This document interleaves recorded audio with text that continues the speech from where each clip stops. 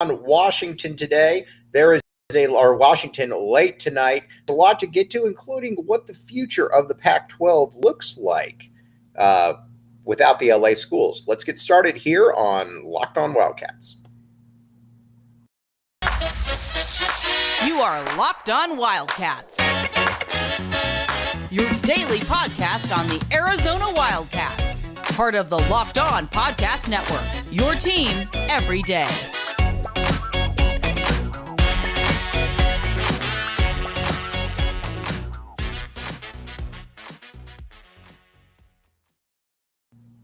Thanks for keeping it locked on, Wildcats. I am your host, Mike Luke. All right, we got a lot to get to this show. First, we're going to talk about Arizona, Washington, and then what this matchup means for the future of the Pac-12. All right, now, first, Washington, here's what you need to know about Washington. They're not very good. Mike Hopkins is not a good coach. And quite frankly, he has not done a good job of bringing in talent to Washington. This is a job that if you're good, you should be able to get guys. You should be able to get guys from the Seattle area to come there. That is not happening. As a matter of fact, when one of the Stewart boys goes somewhere else, you know that there's a problem, especially when he's going across the country. So here's the players you need to know. Keon Brooks. Very good player. He's a guy who, Arizona looked at pretty heavily coming out of Kentucky. Would have liked to have had him. Kind of a volume guy. Averages 16 points, 6 rebounds per. Again, not the greatest player in the world, but he's certainly Washington's best player. So you can take that for a grain of salt for whatever you think that's worth. Then you've got PJ Fuller, who has been around forever, started at Washington, at TCU, came back to Washington. Okay player, 8 points, 3 rebounds, something like that. Then you've got some other players too. You got Cole Bachema. He's a shooter, but not great by any means. He's, like I said, he's just kind of okay.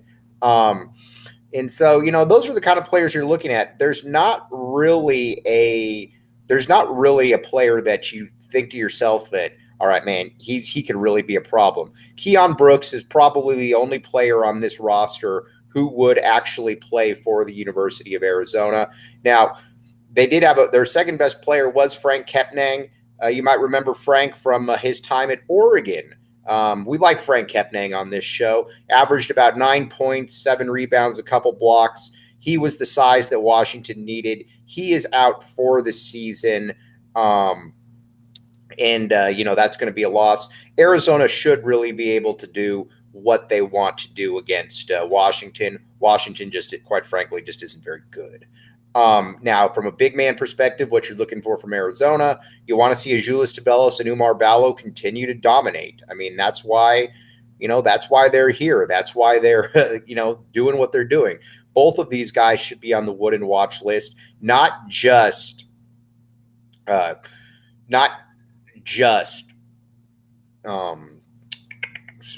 brain fart. Azuolas Tubelis. Oumar Ballo has been fantastic this entire season, and the fact that he is not on there makes absolutely no sense to me. But again, we'll it just kind of is what it is. Now, on the perimeter, you'd like to see. I think at this point, that Arizona is.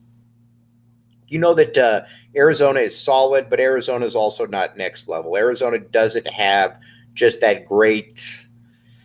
They don't have a Ben Mathurin. Just put it to you like this: Arizona fans have grown up knowing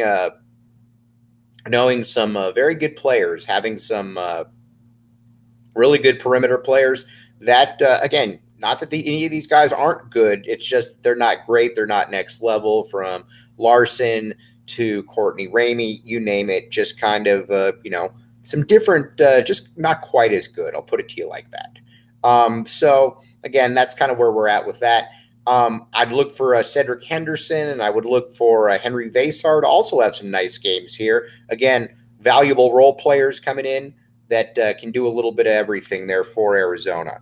Now, there are some things that you certainly need to keep an eye on, though, if you're the Wildcats here. Now, first thing, though, that I would definitely keep an eye on is when Arizona destroys Washington, which I do believe is going to happen. And again, my jinx can be strong at points, but I don't believe that it's that strong. With that, you're going to see a lot of Arizona Washington games going in future, in that guys who are, just not, you're going to be they're going to be also a lot of also ran games right here. And we're going to break down who those teams are and what they mean for the purpose of this discussion. But let's also talk about BetOnline. All right. The BetOnline Sportsbook. Here's the deal. BetOnline is the best place to go. You can find all the latest odds, news, scores, you name it, at BetOnline. They got all kinds of good stuff there, and there's a reason that everybody utilizes it, because it's fun, it works. People like BetOnline. Check it out, BetOnline Sportsbook. And if you think that I'm smart, take what I'm saying and run with it. But you know what? If you also think that I'm an idiot, don't take what I'm saying and run with it. Go in the other direction. But BetOnline Sportsbook has you all covered. Again, you can find all the latest odds, news, scores, you name it, BetOnline Sportsbook. Okay, we're going to take a quick break, and we'll be right back with you.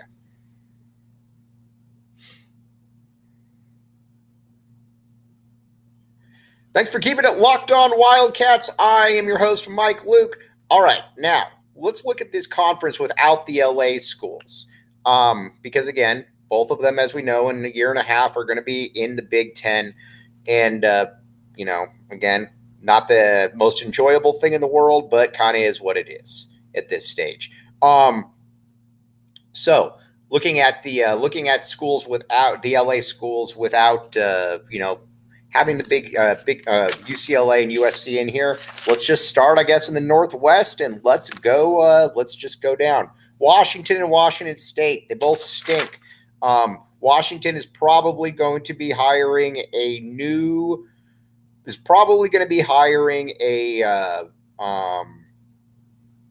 coach at some point, because Mike Hopkins has not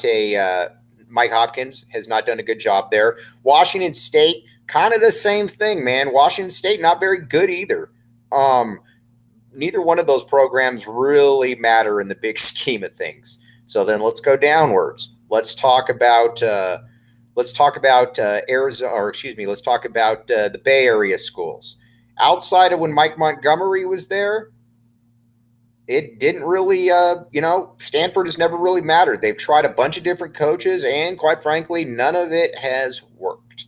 And then at Cal, you've got Mark Fox there. Mark Fox is not very good.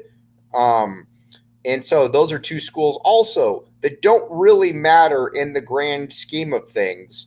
And that's kind of just, it's kind of just where it's at. And so now another thing that, going downwards, then you got the mountain schools, Colorado, Utah, meh, all right, okay. But at the end of the day, he's also not great. Neither one of those schools are great. Neither one of those are going to be.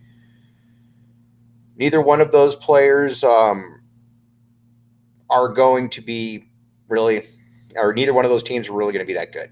There's just not a lot there to it, because you don't get the great athletes. And again, while Tad Boyle is solid, he's not a great dynamic coach. And generally, guys who aren't great dynamic coaches don't get that type of talent that they need. And at Utah, kind of the same situation as Stanford. Outside of Rick Majerus, not a lot of success. So there's that. And then moving on to ASU, I don't even need to tell you about ASU basketball because, quite frankly, as we all know, it's a joke. ASU basketball does not matter. ASU basketball will never matter. So, that's kind of where it is. I mean, so for people that want to stay on the for people that want to stay on the in the Pac-12, that's cool. But at the end of the day, get ready for a lot of Washingtons, Oregon States, Cals, you name it, because honestly, that's just kind of gross. And honestly, I don't think that that's something that Arizona fans should have to be subjected to. Okay, now, one thing that Arizona fans should be subjected to is Built Bar. Built Bar. If you want gains, Built Bar is here for you. All right, it's based out of Utah, as we know. And think about Utah. Think about Utah football. Big, strong people. Big, strong, grown men. That's where that's what they do in Utah, and that's the reason that Built Bar, or one of the reasons maybe, the Built Bar is based out of Utah. So if you want to get big and strong like some of our counterparts, check out Built Bar, because like I said, there is it's good, it tastes great, and there's none of that kind of that aftershock, not chewy or taste to it. Everybody likes Built Bar. Check it out, because again, it's sweeping the nation. Everybody likes it, and there's good reason for it that everybody does like it. Okay, now let's take a quick break. We'll come right back with you, and we're going to talk a little bit about what the Pac-12 looks like in football without the LA schools.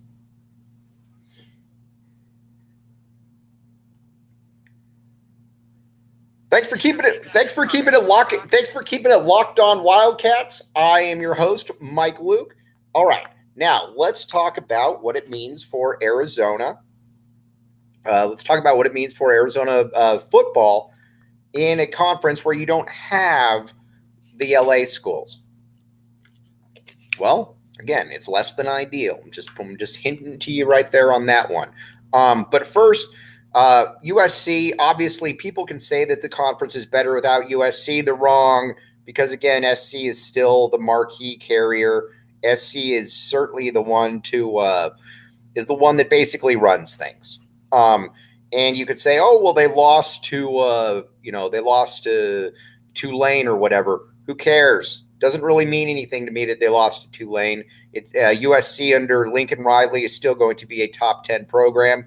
UCLA, to a lesser extent, is also kind of in that spot, but a little bit different right there in that they can be a top 25 program, never going to be great. Their impact, obviously, is far more in the basketball realm.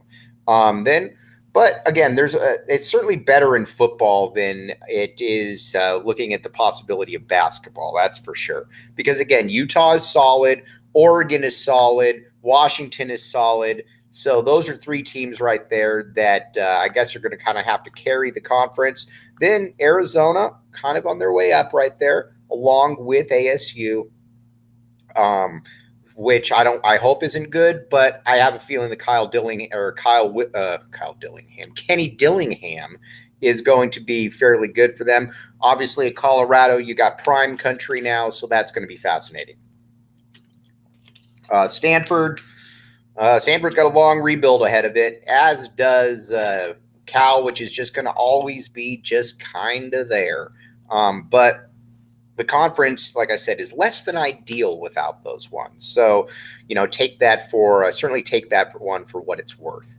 All right. So on this show, again, a little bit of a shorter show today, have an appointment coming up on, but wanted to talk to you a little bit about Arizona, Washington, and then also what it would possibly look like a conference where you don't have the LA schools for football or for basketball, and just kind of how mediocre it'll be. Again, I expect Arizona to excel, but you're going to be playing a lot of also-rans that don't really mean anything in the grand scheme of things. Football, a little bit different. Obviously, you got some better programs, but, and I know that football pays the bills, but as we know, in Tucson, Arizona basketball is what reigns.